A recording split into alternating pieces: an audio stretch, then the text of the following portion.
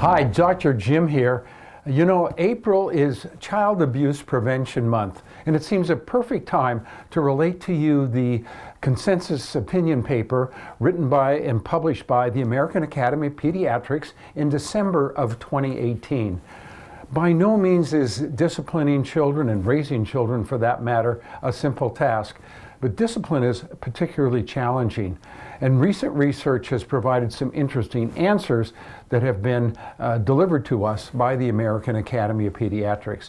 Here's their consensus opinion. I'd like to read it to you. Aversive disciplinary strategies, including all forms of corporal punishment and yelling at or shaming children, are minimally effective in the short term and not effective in the long term.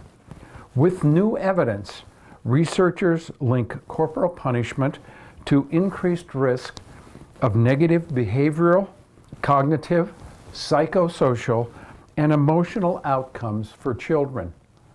It's for certain that sticks and stones will break bones, but names also hurt us. And there's some evidence to show that emotional abuse is longer lasting and more deleterious than corporal punishment.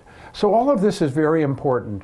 Well, okay, it's easy for me to say, yeah, discipline your children and do it right and become an expert overnight. None of us can do that.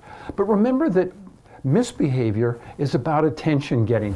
When a child wants your attention, they'll misbehave if you don't give them the attention they're looking for. Misbehaving is a great way to get your attention. And getting your attention is more important than being punished for their misbehavior. Some of the things that you can do is always provide a consistent environment.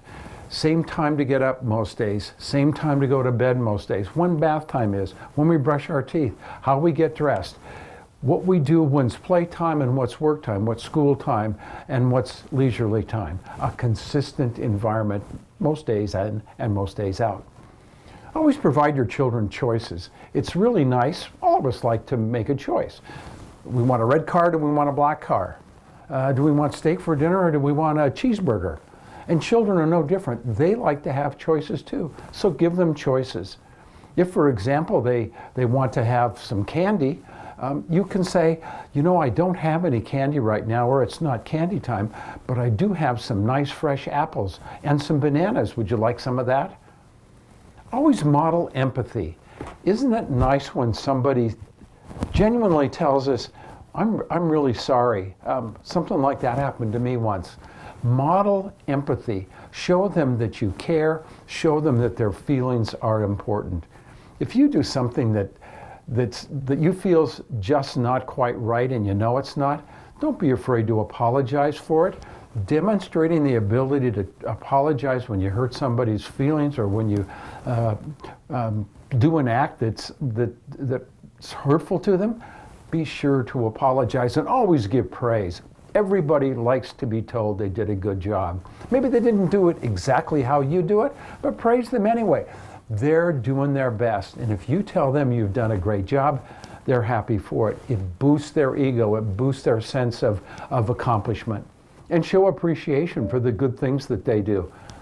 Always follow through on your promises. If your child comes to you and says, Mommy, will you read a book? Mommy, will you read a book? Read me a book, Mommy.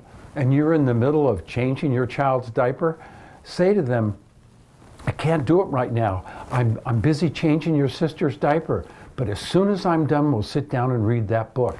Make certain that when you're done doing that diaper, that you sit down and read that book.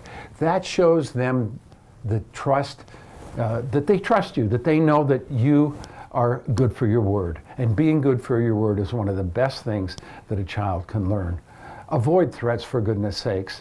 If you can't carry out your threat, and then you don't, what does that tell the child? If you say to the child, if you don't put your shoes on, I'm just going to leave and you can stay here home alone, you know you're not going to do that. They know you're not going to do that. And as soon as they learn it, your threats are meaningless. So don't threaten. It just doesn't get you any place. Hugs and loves and all the kisses that you can give kids, just give them a sense of warmth and kindness and how important that is. In the next segment, I'm going to talk about happy buckets. Fill your child's happy buckets with love and kindness and joy. The bottom line is discipline your heart, not with your hands. This is Dr. Jim for Be Healthy, Be Happy. Power your path to happiness.